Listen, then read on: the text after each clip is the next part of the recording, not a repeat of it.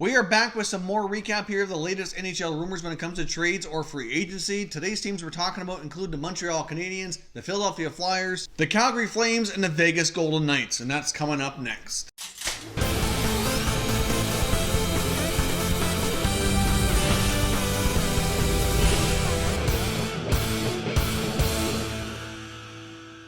So welcome back here to Top Shelf Hockey. Now, of course, as we know, we're in the free agent interview period right now, so there's a lot of talk and speculation around many of the top NHL free agents and where they might be going, who they're meeting with, and how things are looking to play out here on July the 1st. And there's still a lot of trade chatter going on as well, and so I do expect as we approach July 1 and many of these contracts can be signed, that there's likely going to be more teams making trades, a lot of them in the case of freeing up cap space to get themselves ready for next year. Now, I want to get started today with Matt Duchene and having his visit here to the Montreal Canadiens. Now, many people felt that Nashville is the foregone conclusion of where he's going to end up, and they very well might prove to be right here. I'm not entirely convinced that Columbus is out of the picture as well, but also Matt Duchene did meet with the Montreal Canadiens, and there does seem to be a decent possibility here that they very well could end up having a pretty good chance at signing the veteran center iceman here. Obviously, he grew up in Ontario, but he grew up in a French-Canadian family who actually loved the Montreal Canadiens quite a bit, and he did grow up being a Montreal Canadiens fan. He later became an Avalanche fan due to the Patrick Waugh trade. That's kind of how that went. I know I've seen some reports online saying that he grew up a Habs fan. People say, no, that's not right. He grew up an Avalanche fan, and technically, you're both right. His father and his grandfather both were diehard Montreal Canadiens fans. He wore number 9 when he was younger to honor Maurice Rocket Richard. So he did grow up a Habs fan, but after everything went down with Patrick Waugh and he was traded to Colorado, then he became a big Colorado Avalanche fan here as well. And of course, ended up going to that franchise. I know when he was drafted, he had indicated that he had been a huge Avalanche fan for quite some time as well. So everybody there is technically right. He was a fan of both teams, but it started with Montreal because of his family ties, and then later became Colorado after the trade. Obviously, he met with Montreal. I think there's a lot of history there that he's certainly intrigued by. Of course, it's a lot closer to home where he's from in Ontario. So I do think that there is a decent possibility that Duchene could actually end up going to Montreal. I do think their odds of landing him are a little bit less than a team like Nashville. But at the same time, I do think the possibilities are pretty decent here. So we'll see what happens. Obviously, it's going to boil down to a business decision. I don't see Matt Duchene, making a decision based on history. I think it's going to boil down to business here and see what makes the most sense from him, from not only from a financial standpoint, but for an opportunity to win and kind of go from there. So we'll see what happens. But the meeting with Montreal has taken place, and they certainly are in the running at least for Duchene's services.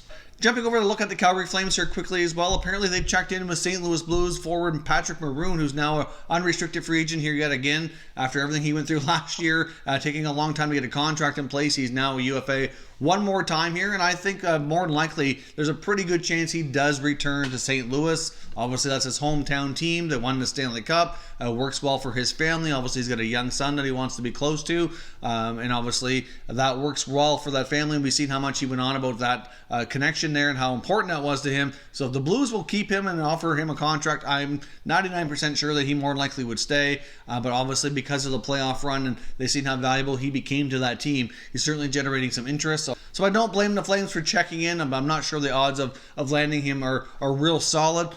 Of course, they do have some questions in goal still as well. They haven't ruled out the possibility of re-signing Mike Smith. I think there's still some ties there, some conversations going on, and they do appear to be interested in Cam Talbot as another option. Of course, the Flames are certainly looking to make some other trades as well. It's no secret. Players like James Neal and TJ Brodie are out there within the rumor mill of being discussed for potential trades. I think Brodie will be an easier trade than Neal, obviously, due to contract.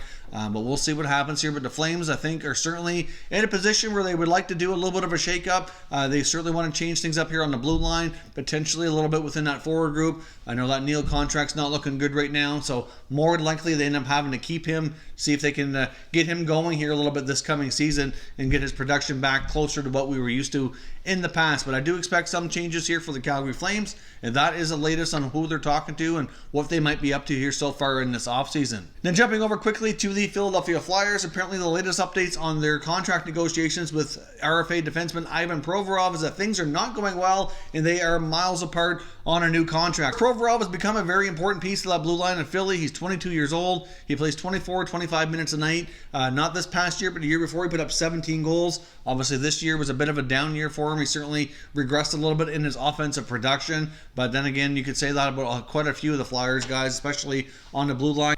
Gostisbehere is certainly included in that as well.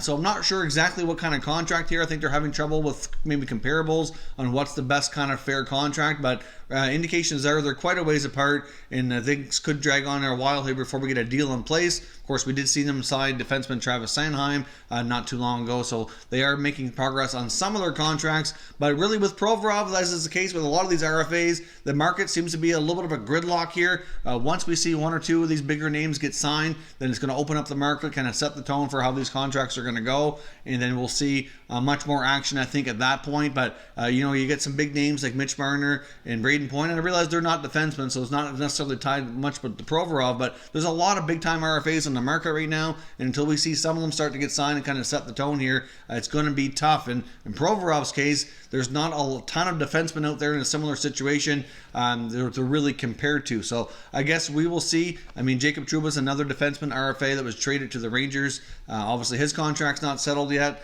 and they certainly play similar type roles for their team. So we'll see maybe if one of those goes first, how they might set the tone for the other. But we'll see what happens. But Provorov and the Flyers right now are apparently quite a ways apart on a new contract. We've seen as well the Vegas Golden Knights have kind of started their exodus to try to free up some cap space, trading Erik Haula to the Carolina Hurricanes late last night. Apparently, reports from Pierre LeBrun indicate this deal would have been done a few hours before it was actually announced, but they ran into some issues because of that conditional pick. The conditions were not quite clear, and they had to iron out the language of how it was all going to work, and it took multiple trade calls with Central Registry to get that deal finalized so it could be announced. But obviously it ended up getting announced, at least here where I live, in the wee hours of the morning. I think it was about 1 or 2 a.m. before the deal became finalized. But at the same time, it would have been done probably 3 or 4 hours sooner had it not been for that condition there. But I don't think the Vegas Golden Knights are done by any means. They have some more players that need to be moved. Right now, the right shot defenseman Colin Miller is a prime candidate. Unfortunately, the Golden Knights are not in a position of strength when it comes to trading these players, though.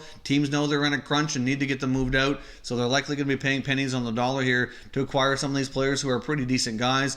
Colin Miller's got a nice contract, a good term, fair value on it. He can certainly play big minutes, be on a power play. So I think he's going to get a lot of attention and be a prime candidate for them to move. So I do expect that to happen sometime here. Some teams might be kind of waiting a little bit just to see how things go during this free agent interview period. Obviously, if you can acquire a similar asset through free agency, not have to give up assets in return, that might be preferable for some teams.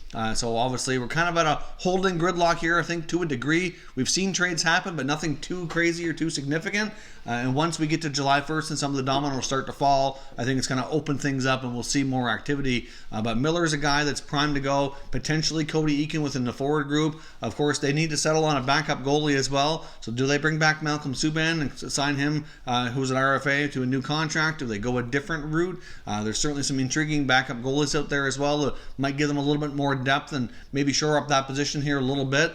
Obviously, Fleury has been pretty solid for them in the last couple of years, but if he gets hurt like he has been in his past, they certainly need to make sure that whoever's backing him up is solid enough that they can play for an extended time if need be, that they're not going to miss a beat here. So be interesting to see how they adjust that situation. And of course, they still have guys like Pierre-Edouard Bellemare, and they got Derek Englund, need new contracts, and they don't have any money to sign them. I do think those guys are going to be kind of on hold until they get some other stuff sorted out. And there's been even mentioned that a big name like Max Pacioretty might be traded as well, but that would be a little bit surprising to me. They gave up a lot to gain. They gave up a lot to get Pacioretty at the beginning of last season, and obviously signed him to a big $7 million contract extension. So I'd be surprised if they traded him.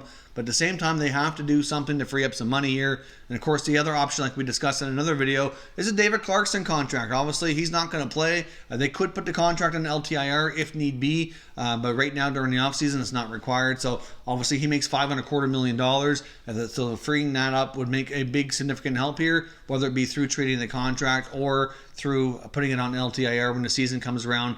If necessary, expect more moves out of Vegas. It's a necessity. They need to get under the cap here. They're not there yet. Even forward Nikita Gusev, who they brought over from the KHL, might be a prime candidate to be moved if they can't afford to sign him, depending on what he's looking at for a new contract, because that short-term deal that they signed with him is already done, and he's now an RFA as well. So certainly a big team that's going to be very busy here is Vegas. So stay tuned. There should be lots of news coming out of that organization here over the next number of days. Lastly here, free agent defenseman Anton Strawman's gaining a lot of attention as well. There's about 6 to 8 teams discussing contracts with him through this interview period, and one of them believed to be is the Florida Panthers as well. Obviously been playing in Tampa for the last while, so would not be far for him to move from Tampa to Florida. But there's a lot of teams out there who could use a veteran defenseman like Strawman, so no surprise that there's a lot of interest. But we'll see what happens. Obviously, Florida has some other big names that they're looking at here as free agents, so obviously they'll probably want to wait a little bit before they make any signings like that, or right away on July 1st. They may have to, jiggle some things around depending on